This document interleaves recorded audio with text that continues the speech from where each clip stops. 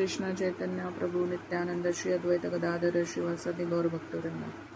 हरे कृष्ण कृष्ण कृष्ण हरे हरे, हरे राम राम राम हरे हरे। श्रील प्रभुपाद की जय। श्रीमद भागवतम स्कंद क्रमांक 1 अध्याय क्रमांक 11 श्रीकृष्णांचे द्वारकेत आगमन। श्लोक क्रमांक 1। सुत उवाच आनर्तानस उपव्रज्य सुरद्धांजन पदान स्वकान दद्मोदरवरम तेषां विषादम शमयन्नीव।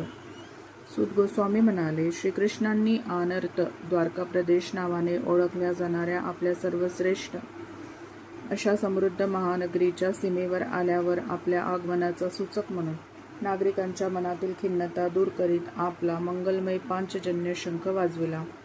तात्पर्य: सर्वांचे प्रिय श्रीकृष्ण कुरुक्षेत्रातील युद्धामुळे आपल्या समृद्ध द्वारका राजधानीपासून प्रदीर्घ काळपर्यंत दूर राहिले होते आणि म्हणून तेथील नागरिकांच्या अंतःकरणात त्यांच्या विरहामुळे तीव्र विषाद दाटून राहिला होता। राजाचे परिकर जसे नेहमी राजासमवेतच राहतात, तसे भगवान जेव्हा पृथ्वी तलावर अवतार घेतात तेव्हा त्यांचे चिर सहचर सुद्धा त्यांच्या समवेत येतात। भगवंतांचे हे सहचर म्हणजे निरंतरचे मुक्त जीव असतात आणि स्नेहाधिक्यामुळे त्यांना भगवंतांचा वियोग क्षणमात्रही सहन होत नाही। याचमुळे द्वारकेचे नागरिकही अतिशय विषण्ण अवस्थेत होते आणि आता भगवंतांचे आगमन कोणत्याही क्षणी होईल अशी प्रतीक्षा करीत होते। त्यामुळे भगवंतांचे आगमन सुचविणारा मंगल शंखध्वनी त्यांना उत्साहवर्धक वाटला आणि त्या ध्वनीने त्यांच्या मनातील विषण्णता सुकृत दर्शनी दूर केली। भगवत दर्शनाची त्यांची उत्कंठा आणखी तीव्र झाली व त्यांच्यात जणू परस्पर स्पर्धा लागली। भगवंतांचे योग्य प्रकारे स्वागत करण्यासाठी ते सिद्ध झाले। भगवंताविषयीचे उत्स्फूर्त आंतरिक प्रेम दर्शविणारी ही सारी लक्षणे आहेत। श्लोक क्रमांक 2। स उच्चकाशे धवलोदरो प्युरु क्रमास्याधर शोणशोणिमा दाद्मा यमानः करकंचन संपुटे यथाब्जखंडे कलहंस उत्स्वनः। भगवान श्रीकृष्णांनी आपल्या करकमळात धरून वाजविलेला तो शुभ्र स्थूलोदर शंख दिव्य ओठांच्या स्पर्शाने लाल वर्णाचा भासू लागला, तेव्हा लाल कमळांच्या कुंजात एखादा कलहंस क्रीडा करीत असावा अशी त्याची शोभा झाली। तात्पर्य: पांढरा शंख भगवंतांच्या ओठस्पर्शाने लाल व्हावा हे एक आध्यात्मिक दृष्ट्या महत्त्वाचे प्रतीक आहे। भगवान हे पूर्णपणे चैतन्य स्वरूपी आहेत आणि या आध्यात्मिक अस्तित्वाविषयीचे अज्ञान म्हणजेच माया वास्तविक पाहता एकदा आध्यात्मिक प्रबोधन झाले की माया अथवा तत्सदृश्य काही उरतच नाही। श्रीकृष्णांच्या संपर्कात येता क्षणीच असे ज्ञान होत असते। अस्तित्वाच्या प्रत्येक अणुरेणूत भगवान भरलेले आहेत आणि आपल्या अस्तित्वाचे प्रदर्शन ते कोठेही करू शकतात। कळकळीचे हार्दिक प्रेम आणि समर्पण भावनेने परमेश्वराची सेवा केल्याने किंवा दुसऱ्या शब्दात भगवंतांच्या दिव्य संपर्कात आल्याने त्वरित भगवंतांच्या हातातील शंखाप्रमाणे प्रत्येक वस्तू दिव्यत्वाने रंगून जाईल। परमबुद्धिमान जे परमहंस आहेत ते शाश्वतरित्या भगवंतांच्या चरणकमळांनी अलंकृत असलेल्या दिव्यानंद रूपी सरोवरात जलविहार करणारे कलहंसच आहेत। श्लोक क्रमांक 3। तमुपश्रुत्य निनदम जगद्भयभयावहं प्रत्युदयु प्रजा सर्वा भर्तु दर्शन लालसाः। या भौतिक जगातील मूर्तिमंत भीतीलाही भिवविणारा तो निनाद ऐकता क्षणीच द्वारकेतील नागरिकांनी भगवंतांच्या दिशेने धाव घेतली। सर्व भक्तांचे रक्षण करते असलेल्या भगवंतांचे दर्शन घेण्याची तीव्र लालसा त्यांच्या मनात होती। तात्पर्य: पूर्वी सांगितल्याप्रमाणे भगवान श्रीकृष्णांसमवेत द्वारकेत राहणारे नागरिक हे सर्व मुक्त आत्मे होते। ते भगवंतासमवेत त्यांचे परिजन म्हणून अवतरले होते। दिव्य संबंधामुळे ते कधीही भगवंतांपासून दूर नव्हते, तरीही त्यांना भगवंतांच्या दर्शनाची तीव्र आतुरता होती। आपल्या गोपालनाच्या उद्योगासाठी श्रीकृष्ण जेव्हा ग्रामाबाहेर असत, तेव्हा वृंदावनातील गोपी केवळ श्रीकृष्णांच्या चिंतनातच मग्न असत. अगदी त्याचप्रमाणे भगवान श्रीकृष्ण जेव्हा कुरुक्षेत्रातील लढाईच्या निमित्ताने दीर्घकाळ द्वारकेबाहेर राहिले, तेव्हा द्वारकेतील नागरिकही भगवान श्रीकृष्णांच्या चिंतनात बुडून गेले होते. बंगालमधील कोण्या कादंबरीकाराने असे म्हटले आहे की वृंदावनातील कृष्ण, मथुरेतील कृष्ण आणि द्वारकेतील कृष्ण या 3 वेगवेगळ्या व्यक्ती होत्या. ऐतिहासिकदृष्ट्या या म्हणण्यात काहीही तथ्य नाही.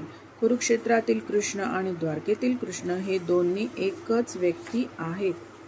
सूर्यप्रकाश नसल्याने रात्री ज्याप्रमाणे आपली मनस्थिती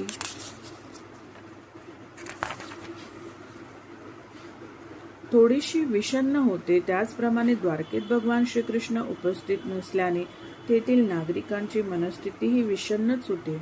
आपले आगमन सुचविणारा भगवान श्रीकृष्णांनी केलेला शंखनाद हा प्रातःकालीन सूर्याचे आगमन सुचविणाऱ्या निनादासारखाच होता. त्यामुळे कृष्ण सूर्याचा उदय होता क्षणीच द्वारकेतील सर्व नागरिक झोपेतून जागे झाले आणि त्या निदर्शनासाठी त्यांच्याकडे धाव घेतली. भक्तांना भगवंताविना दुसरा कोणी रक्षणकर्ता माहीत नसतो. भगवंतांनी केलेला हा नाद देखील भगत स्वरूपच आहे, कारण भगवंत अद्वय आहे हे आम्ही दाखविण्याचा प्रयत्न केलाच आहे. आपले वर्तमान भौतिक जीवन हे पूर्ण रीतीने भयव्याप्त आहे. आपल्या या जीवनात 4 मुख्य समस्या आहेत. पहिली अन्नाची समस्या, दुसरी निवाऱ्याची समस्या, तिसरी भय समस्या आणि चौथी स्त्री पुरुष संबंधांची समस्या. यापैकी भय समस्या इतर सर्वांपेक्षा अधिक त्रास देणारी आहे. पुढे काय वाढून ठेवले हे कळत नसल्याने आपण सारखे भयग्रस्त असतो. एकूण आपले भौतिक जीवनच समस्याग्रस्त आहे आणि त्यात भयाची समस्या सर्वात प्रमुख आहे. याचे कारण हे की भगवंतांची भ्रामक शक्ती, जिला मायाशक्ती म्हणतात, तिच्याच प्रभावात आपण नित्य असतो. परंतु भगवंतांच्या नामोच्चारणाचा पवित्र ध्वनी झाला की सर्व भीती समूळ नाहीशी होते, कारण भगवंतांचे नाम हे त्यांचे प्रतिनिधीच आहेत. भगवंत हे श्री चैतन्य महाप्रभूंनी भगवंतांचेच प्रतिनिधी असलेल्या पुढील 16 शब्दांचे उच्चारण करण्याची प्रक्रिया घालून दिली आहे. हरे कृष्ण कृष्ण कृष्ण हरे हरे, हरे राम राम राम हरे हरे. आपण या नामांच्या संकीर्तनाचा लाभ घेऊन भौतिक अस्तित्वाच्या भयावह समस्यांपासून मुक्त होऊ शकतो. श्लोक क्रमांक 4. तत्रोपनीतबलयो रवेर्दीप निवादृता आत्मा रामं पूर्णकामं निजलाभेन नित्यदा प्रत्युत्फुल्लमुखा प्रोचुरहर्ष गदगदया गिरा पितरं सर्वसुहृदं वितारमिवार्भकाः. भगवान श्रीकृष्णासमोर नागरिक आले आणि स्वतः सोबत आणलेल्या भेटवस्तू त्यांनी भगवान श्रीकृष्णांना अर्पण केल्या. भगवान स्वतः आत्मतृप्त आणि स्वयंपूर्ण आहेत. तेच आपल्या अंगभूत सामर्थ्याने सर्वांना सतत सर्व वस्तू पुरवित असतात. त्यांना देणग्या देणे म्हणजे सूर्यास दिवा अर्पण करण्यासारखे होय. प्रजाजनांनी आनंदभरीत गदगद वाणीने भगवंतांचे स्वागत केले, जणू काही लहान बालकांनी आपल्या वडिलांचे व पालकांचे स्वागत करावे. तात्पर्य: भगवान श्रीकृष्णांचे वर्णन येथे आत्मा राम असे केले आहे. ते स्वयंपूर्ण आहेत आणि त्यांना स्वतःविना बाहेरून, कोठून व कोणत्या तरी वस्तूने सुख समाधान प्राप्त करून घेण्याची काही आवश्यकता नाही. ते स्वयंपूर्ण आहेत कारण त्यांचे दिव्य अस्तित्व हाच मुळी अत्यानंदाचा ठेवा आहे. ते एक शाश्वत अस्तित्व आहे. ते सर्वत्र आहेत आणि केवळ आनंद रूप आहेत. त्यामुळे एखादी वस्तू कितीही मौल्यवान असली तरी त्यांना तिची आवश्यकता नाही. परंतु तरीही ते सर्वांचे हितचिंतक असल्याने शुद्ध भक्तिभावनेने कोणी काहीही दिले तरी ते त्याचा स्वीकार करतात. त्या वस्तूंची त्यांना आवश्यकता असते असे नव्हे, कारण त्या वस्तू त्यांच्याच शक्तीने निर्माण झालेल्या असतात. येथे एक साम्य दाखविले आहे की भगवंतांना एखादी वस्तू अर्पण करणे म्हणजे सूर्यदेवाला पूजा करताना एखादा दिवा अर्पण करण्यासारखे आहे. कोणतीही तेजस्वी आणि प्रकाशमान वस्तू म्हणजे सूर्याच्याच तेजाचा आविर्भाव आहे आणि तरीही सूर्याची पूजा करताना त्याला निरंजन ओवाळणे आवश्यक आहे. सूर्याची पूजा करतेवेळी पूजकाची काहीतरी मागणी असते, पण भक्त जेव्हा भक्तिभावाने भगवंतांची सेवा करतो तेव्हा त्याची कोणतीही मागणी नसते. अशी सेवा म्हणजे भक्त आणि भगवंत यांच्यातील शुद्ध प्रेम आणि जिव्हाळा यांचेच लक्षण आहे. भगवान हेच सर्व जीवमात्रांचे परमपिता आहेत आणि ज्यांना भगवंतांशी असलेल्या या आपल्या खऱ्या आंतरिक नात्याची जाणीव आहे ते संतानांच्या अधिकाराने कोणतीही मागणी भगवंताजवळ करू शकतात. भगवंतही कोणतीही अट न घालता अशा आज्ञाधारक पुत्रांच्या मागण्या पूर्ण करण्यास संतुष्ट होतात. भगवंत एखाद्या कल्पवृक्षाप्रमाणे आहेत आणि परमपिता या नात्याने त्यांच्या प्रेममय सेवेत अडथळा आणणारी कोणतीही गोष्ट ते भक्ताला देत नाही. जे भगवंतांच्या प्रेममय सेवेत संलग्न आहेत ते त्यांच्या दिव्य आकर्षणाद्वारे विशुद्ध भक्तीच्या स्तरावर उन्नत होऊ शकतात. श्लोक क्रमांक 6. नतास्मते नाथ सदांग्री पंकज विरिंच वैरिंच सुरेंद्र वंदितम परायणं क्षेममीहेच्यथां परम न यत्र काल प्रभवेत प्रभू. नागरिक म्हणाले, हे प्रभू, ब्रह्मदेव, सनतकुमारादी, त्यांचे पुत्र, स्वर्गराज इंद्र यांसारख्या सर्व देवी देवतांनी सुद्धा तुमचे पूजन केले आहे. जीवनातील अंतिम हित इच्छिणाऱ्या सर्वांची अंतिम गती तुम्हीच आहात. तुम्हीच परम दिव्य प्रभू आहात आणि अपरिहार्य असे कालतत्व तुम्हावर मात्र प्रभाव पाडू शकत नाही. तात्पर्य: भगवान श्रीकृष्ण हेच सर्वश्रेष्ठ स्वामी आहेत. ही गोष्ट भगवद्गीता, ब्रह्मसंहिता आणि इतर अधिकृत वैदिक ग्रंथातून मान्य केलीच आहे. कोणीही त्यांच्यापेक्षा श्रेष्ठ अथवा त्यांच्याशी समान नाही, हा सर्व धर्मग्रंथांचा निर्णय आहे. सर्व जीव मात्रे पराधीन आहेत आणि जरी ते भगवंतांचेच अंशरूपे असले तरी त्यांच्यावर काळ आणि अवकाशांचा प्रभाव पडतो. जीव अधीन ब्रह्म आहे तर परम भगवान परम अधिपती आहेत. या स्पष्ट वस्तुस्थितीचा विसर पडला की आपण तत्क्षणी मायाजाळात पडतो आणि निबिड अंधारात ढकलून दिल्याप्रमाणे आपणास त्रिविध ताप सोसावे लागतात. अभिज्ञ जीवाची शुद्ध चेतना म्हणजेच भगवत भावना. या भावनेत कोणत्याही स्थितीत तो प्रभूचा शरणागत दास असतो. श्लोक क्रमांक 7. भवाय नस्तवं भव विश्वभावन त्वमेव मातात सुहृत्पती पिता त्वं सद्गुरुर्न परमं च दैवतं यस्यानुवृत्त्या कृतिनो बभूविम. हे विश्वनिर्मात्या परमेश्वरा, तुम्हीच आमचे माता पिता, हितचिंतक, स्वामी, सद्गुरू आणि आराध्य विग्रह आहात. तुमच्या अनुसरणानेच आम्ही सर्व क्षेत्रात कृतकृत्य झालो आहोत. आमचे कल्याण करा. तुमचा कृपाप्रसाद आम्हाला सदैव द्या. तात्पर्य: सर्व मंगलकारक भगवंत ब्रह्मांडाची निर्मिती करतात आणि सर्व सन्मार्गी जीवांच्या हितासाठी योजना आखतात. जीवांनी आपल्या सदुपदेशास अनुसरून चालावे असा भगवंतांचा आदेश आहे. त्यामुळे जीव जीवनाच्या सर्व क्षेत्रात यशस्वी होतात. भगवंताव्यतिरिक्त अन्य कोणत्याही देवतेची उपासना करण्याची आवश्यकता नाही. भगवान सर्व शक्तिमान प्रभू आहेत. त्यांच्या चरणकमळांच्या आज्ञेप्रमाणे वागून त्यांना संतुष्ट केले तर आपल्या भौतिक आणि आध्यात्मिक जीवनातील सर्व प्रकारच्या यशासाठी आपणास सर्व प्रकारे आशीर्वाद देण्यास व कृपा करण्यास ते समर्थ आहेत. भौतिक व आध्यात्मिक जीवनात यश प्राप्त करून घेण्यासाठी आपले परमेश्वराशी असलेले नाते समजून घेता आले पाहिजे. त्यासाठी मनुष्य जन्म ही एक उत्तम संधी आहे.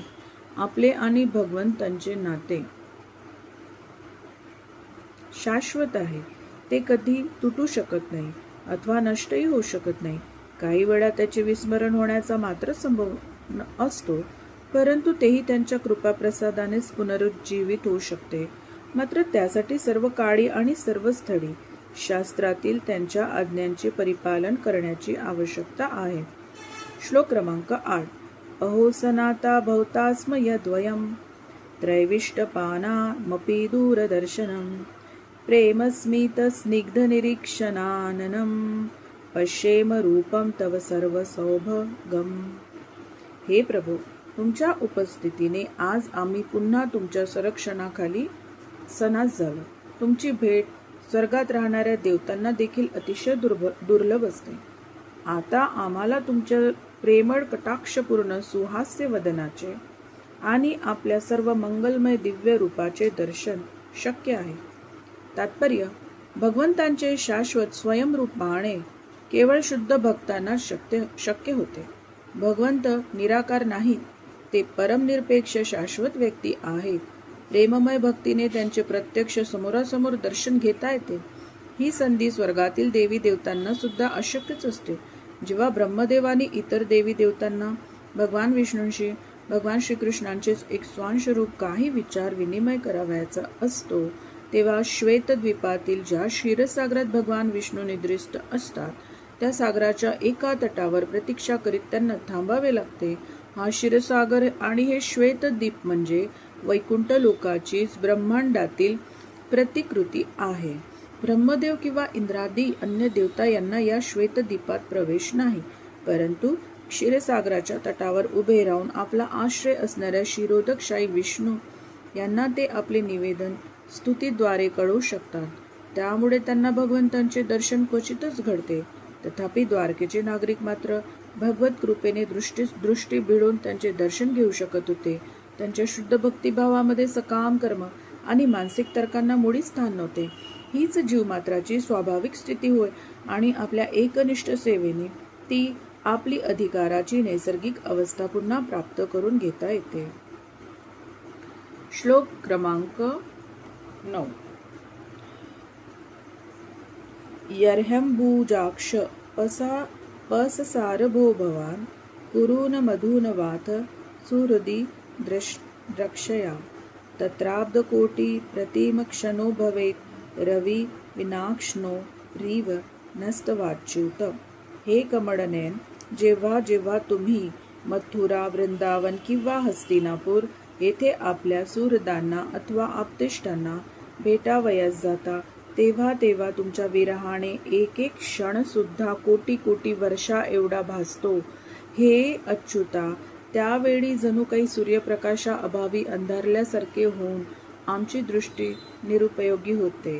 तात्पर्य: परमेश्वराचे अस्तित्व प्रात्यक्षिकाने ठरविण्यामध्ये आपल्याला आपल्या भौतिक इंद्रियाचा मोठा गर्व वाटतो, परंतु त्यावेळी आपली इंद्रिये अपूर्ण आहेत याचा मात्र आपल्याला विसर पडतो. ती काही विशिष्ट परिस्थितीतच कार्य करू शकतात. उदाहरणार्थ, आपले डोळे जोपर्यंत सूर्यप्रकाश आहे तोपर्यंतच ते काही प्रमाणात उपयोगी पडतात. प्रकाशाभावी ते निरुपयोगी होतात. येथे परमसत्य, जगाचे मूळ कारण अशा भगवान श्रीकृष्णांना सूर्याची उपमा दिली आहे. भगवंताविना आपले सर्व ज्ञान मिथ्या अथवा आंशिक स्वरूपाचे आहे. सूर्याच्या उलट अंधार आहे, त्याप्रमाणेच श्रीकृष्णांच्या उलट माया आहे. श्रीकृष्णांनी वितरित केलेल्या प्रकाशात भक्ताला प्रत्येक गोष्ट सत्य स्वरूपात दिसू शकते. परमेश्वराच्या कृपाप्रसादाने शुद्ध भक्ती कधीही अज्ञानाच्या अंधकारात असत नाही. यासाठी आपण नेहमी भगवान श्रीकृष्णांच्या दृष्टीसमोर राहण्याची आवश्यकता आहे. त्याचवेळी आपण स्वतःलाही पाहू शकू आणि भगवंतांनाही त्यांच्या विविध शक्तीनिशी पाहू शकू. सूर्यप्रकाशाच्या अभावी जसे आपण काही पाहू शकत नाही, तसेच आपण भगवंतांच्या वास्तविक उपस्थितीविना काहीही पाहू शकत नाही, अगदी स्वतःलाही पाहू शकत नाही. त्यांच्या अभावी आपले ज्ञान मायेने आवृत्त झालेले असते. श्लोक क्रमांक 10. कथम वयम नाथ चिरोषिते त्वयि प्रसन्न दृष्टाखिल ताप शोषणम जीवेम ते सुंदरहास शोभितम पश्यमाना वदनम मनोहरम इति चोदिरिता वाच प्रजानां भक्तवत्सलः शृण्वानो नुग्रहं दृष्टा वितन्वन् प्राविशत् पुरम. हे नाथ, तुम्ही जर नेहमी दूरदेशीच राहाल तर आम्हाला तुमचे मनोहर मुख पाहता येणार नाही. त्या मुखावरील स्मित हास्य आमच्या सर्व वेदना नाहीशा करते. तुमच्या विना आम्ही कसे जिवंत राहू शकणार? त्यांची भाषणे ऐकून सर्व नागरिक व भक्त याचकडे वात्सल्याने पाहणाऱ्या भगवान श्रीकृष्णाने त्या सर्वांवर आपल्या दिव्य कृपा कटाक्षांचा अनुग्रह करून त्यांच्या स्वागताचा स्वीकार करीत द्वारका नगरीत प्रवेश केला. तात्पर्य, भगवंतांच्या आकर्षणात अद्भुत सामर्थ्य आहे. कोणीही एकदा त्यांच्याकडे आकर्षित झाला की तो त्यांचा विरह सहन करू शकत नाही. असे का असावे? याचे कारण हेच की सूर्यकिरण जसे सूर्यबिंबाशी निगडित आहेत, तसेच आपण सर्वजण भगवंतांशी निरंतरचे संबंधित आहोत.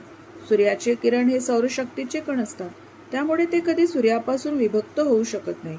मेघामुळे ते विभक्त झाल्यासारखे भासले तरी ते दृश्य क्षणिक आणि कृत्रिम असते. मेघ गेले की सूर्यकिरण सूर्याच्या उपस्थितीमुळे आपले नैसर्गिक तेज दाखविणे प्रारंभ करतात. त्याचप्रमाणे सर्व जीवमात्रे विभू आत्म्याचे अंश आहेत आणि भ्रमकारी मायाशक्तीच्या कृत्रिम आवरणामुळे भगवंतांपासून विभक्त झालेले आहेत. हे मायेचे आवरण दूर करावे लागते आणि तसे घडते तेव्हा जीव परमेश्वराला समोरासमोर पाहू शकतो आणि तेव्हा त्याची सर्व दुःखे क्षय पावतात. आपल्यापैकी प्रत्येकाला हे जीवनातील ताप, ही दुःखे यांचा नाश करण्याची इच्छा असते, परंतु दुःखनाशाच्या प्रक्रियेचे ज्ञान नसते. याचे मार्गदर्शन इथे दिलेले आहे. ते मार्गदर्शन स्वीकारावे किंवा नाही याचा निर्णय भगवंतांनी आपणावर सोपविला आहे. श्लोक क्रमांक 19.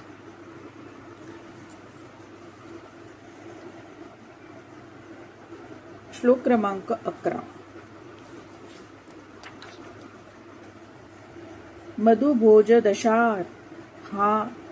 मधुभोजदशार्हारः कुकुरान्ध वृष्णिभिः आत्मतुल्य बलेर्गुप्तां नागैर्भोगवतीमिव.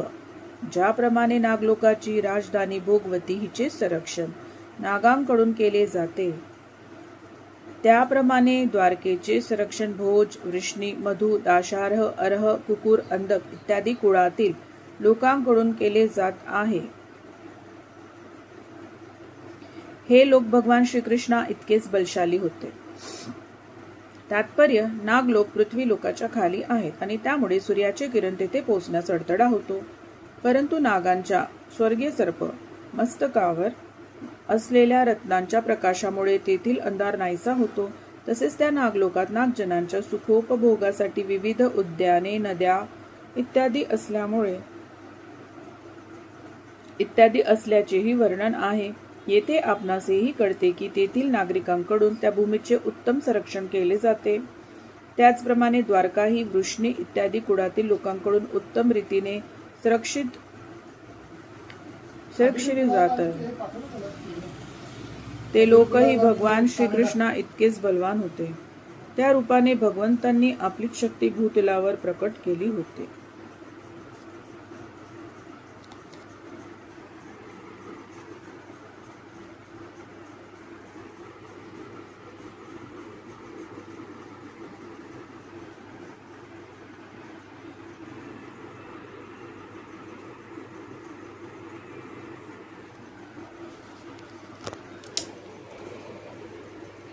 जय श्री कृष्ण चैतन्य प्रभु नित्यानंद श्री अद्वैत गदाधर शिवासदि गौर भक्तवृंदा. हरे कृष्ण कृष्ण कृष्ण हरे हरे, हरे राम राम राम हरे हरे. श्रील प्रभुपाद की जय.